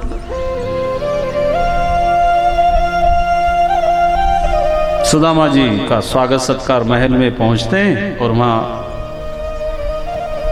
सुदामा जी कहते हैं, देवी कितना दुख तकलीफ उठाई, आज भगवान ने पूरा सुख दिया है, लेकिन हमको भजन भक्ति साधना करते रहना है, इसमें भूल ना जाए। सुदामा चरित्र की कथा यही प्रेरणा देती है, भगवान दुख दे उसको भी स्वीकार कर लो, और सुख देता है तो सुख में कहीं ऐसा अभिमान ना आ जाए। खूब भक्ति करना, ज्यादा भक्ति करना। उसी के बाद सुखदेव मुनि ने राजा परीक्षित जी को फिर कुरुक्षेत्र का प्रसंग सुनाया। वसुदेव जी के मृत पुत्र को वापस लाए, त्रिदेवों की परीक्षा की कथा सुनाई। जब ब्रह्मा विष्णु महेश की भी परीक्षा होती है, भृगु ऋषि ने बताया आपको, समय कम है। शिव जी परीक्षा में फेल हो गए, ब्रह्मा जी फेल हो गए, लेकिन विष्णु नारायण जी सोए हुए थे, अब इनकी परीक्षा कैसे लो। तो भृगु ऋषि ने छाती में लात मारी, ऐसा लिखा है। ये कोई तरीका है परीक्षा लेने का। पर भगवान खड़े हुए और भृगु ऋषि के चरणों में माथा टेक के क्षमा मांगते, मेरा हृदय कठोर है, आपके चरण कोमल है, कहीं चोट तो नहीं आई। बस बस बस, भृगु ऋषि का जो इतनी सहन करता है वही दुनिया का बड़ा है, वही पालन कर सकता है। सहन शक्ति बढ़ाओ। भगवान ने लात सहन करी, तुम बात तो सहन कर लो। बेटा को बाप अगर कुछ बोलता है दो बात, तो कई लोग सहन नहीं करते, अलग हो जाते हैं, कुछ गलत कदम उठा लेते हैं। ऐसा नहीं होना, सहन करो, परिवार को लेकर के चलो, कोई गलती मिस्टेक हुई माफी मांगो, दोबारा गलती ना करो, इतनी तो बात। भगवान माफी मांग रहे हैं। क्षमा बड़न को चाहिए, छोटन को उत्पात, का रहीम हरि को घटियो, जो भृगु ने मारी लात। क्या घटा भगवान का, और उनकी महिमा बढ़ गई, इतना सहन करते हैं, माफ कर दिया। नहीं तो भगवान तो सामर्थ्य वाले थे, चाहे तो कुछ भी कर सकते, लेकिन उन्होंने हमको सिखाया। उसी के बाद 24 गुरुओं की कथा, निमि राजा, 9 योगेश्वर का प्रसंग और सत्संग की महिमा, संसार के मिथ्यात्व का वर्णन सुना करके, और मार्कंडेय ऋषि की अमरता की कथा, भगवान के पुत्रों को श्राप मिला वो कथा, और परीक्षित से कहा राजन अब समय पूरा हो गया, क्योंकि हरि अनंत, हरि कथा अनंता, तुम्हें कुछ शंका कुछ पूछना हो तो बोलो। परीक्षित जी ने कहा गुरुजी अब मेरे कोई प्रश्न नहीं बचे, कोई शंका नहीं है। तो उठो, भागवत का पूजन और गुरु पूजन कर आत्मचिंतन में बैठ जाओ। परीक्षित उठे, पूजन किया, आत्मचिंतन में बैठे। तक्षक नाग फूल में कीड़े के रूप में आकर डसना चाहता है, लेकिन राजा परीक्षित तो आत्मा में ऐसे लीन हुए, देह का भान ही नहीं रहा। नहीं देह हूं ना देह मेरा, देह से मैं भिन्न हूँ। ये देह ठहरे कल्प तक या आज ही इसका अंत हो, मेरा कुछ बने न बिगड़े ये जानकर निश्चिंत हो। दिन रात मुझ में है नहीं, नहीं सवेरा शाम है, मैं काल का भी काल हूं, फिर सोच का क्या काम है। राजा ने आत्मचिंतन में अपने को इतना समाया, तक्षक नाग ने कीड़े के रूप में डसा, वो शरीर पुतला जल के भस्म हुआ और आत्मा परमात्मा के धाम पहुंच गई। आकाश से फूलों की वर्षा, जय जयकार की ध्वनि। भागवत महापुराण की जय, सद्गुरु सुखदेव जी महाराज की जय। ये सप्ताह सत्संग आप हम सब ने बड़ी निष्ठा के साथ सुना। आशा व परिवार ने अपने पूर्वज पितृदेवताओं के निमित्त से आयोजन किया। स्वर्गीय श्री गोविंद प्रसाद जी, लक्ष्मी नारायण जी ऐसे पुण्यात्मा जिन्होंने परिवार पर कृपा की और ये आयोजन निर्विघ्न संपन्न हुआ। हम परमात्मा से प्रार्थना करते उनको अपनी चरण शरण में स्थान दे। आयोजक परिवार ने भी भरपूर खूब सेवा की है, कोई कमी नहीं रखी। हमारी योग्यता से ज़्यादा हमें इतना आदर प्रेम, इसने सारी सुविधाएं उन्होंने प्रदान किए और हमारे साथ पधारी सारी मित्र मंडली को भी बहुत सुख और सेवा सहयोग प्रदान किया। ये आशावा परिवार के लिए जोरदार ताली बजा के अभिनंदन है। साथ ही नांदेड़ वाले हमारे सम्माननीय श्री द्वारका दास जी मुंदड़ा जी, उनका परिवार, उनके सुपुत्र, उनके द्वारा भी बहुत इस आयोजन में सहयोग और उनकी उपस्थिति रही, तो उनके भी सम्मान के लिए हम जोरदार ताली बजा के अभिनंदन करते हैं। बड़े सरल और प्रेमी हैं। उनकी धर्मपत्नी पुष्पा देवी जी का भी बड़ा सहयोग मिला और इनके बेटा बहू प्रिया जी, इनका भी बड़ा स्नेह रहता है। और इस आयोजन में और भी कई माता बहनें, भाई लोग, परिवार, रिश्तेदार दूर दूर से आए, सब अलग अलग शहरों से पधारे। आप सबका भी बहुत इसमें सहयोग है, उपस्थिति रही। तो 7 दिन में मेरे द्वारा कोई ऐसी वाणी जरूर निकली होगी, अज्ञानता बस, तो आज आप मुझे क्षमा प्रदान करें। क्षमा असावी, भूल तो होती है ना भाई, गलती तो होती बोलने में, बात समझ में नहीं आई, मेरा भाव कुछ, आपने कुछ समझा और आपको ठेस लगी हो, तो आज माफ़ी चाहता हूँ। परमात्मा से प्रार्थना है जो कुछ सुना है उस पर हम सब अमल कर सके, आचरण में आ जावे ये ज्ञान। कहना सुनना सुनाना तो आसान होता है, बच्चा भी बोल देता है, आचरण में आ जाए, हम वैसी रहनी, हमारी कथनी और करनी एक हो। बोले जैसा चाले त्याचे बंदा भी पाउले, हम सब उसको अमल कर सके। भगवान हम सबको ऐसी शक्ति दे। आयोजक परिवार में खुशहाली और सुख शांति बनी रहे, ऐसी प्रार्थना के साथ वृंदावन से पधारे झांकी वाले हमारे शास्त्री जी महाराज जी, उन्होंने भी खूब सेवा की और अच्छा आयोजन को 4 चांद लगाए, उनका भी सम्मान। और बासर भूमि के हमारे श्रद्धेय श्री पाठक जी और भाई हमारे अम्बरीश जी, जिन्होंने माता सरस्वती के दर्शन में मदद की, इनके चरणों में भी दास बंदन करता है, इनका भी अभिनंदन। बातें तो बहुत है, समय कम है, पुनः है आप सबको मैं वंदन करता हूँ। 3 बार ओम हरे नमः बोल करके वाणी को विराम देंगे।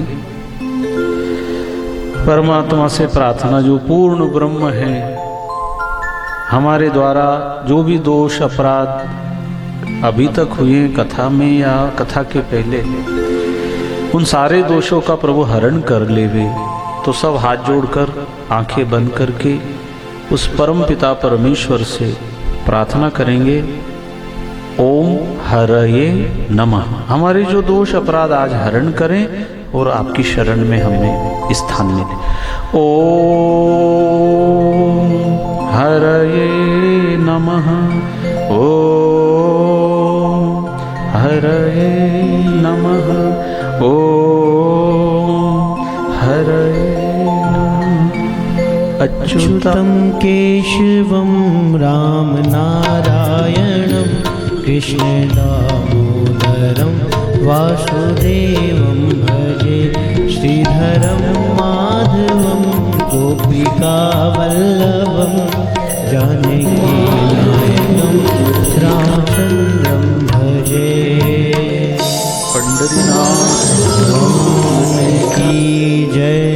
ओम शांति। श्री भागवते पुराण की है आरती, पापियों को पाप से है तारती। श्री भागवत पुराण की है आरती, पापियों को पाप से तारती। ये अमर ग्रंथ ये मुक्ति पंथ ये पंचम वेद निराला, नव ज्योति जगाने वाला। ये अमर ग्रंथ ये मुक्ति पंथ ये पंचम वेद निराला, नव ज्योति जगाने वाला।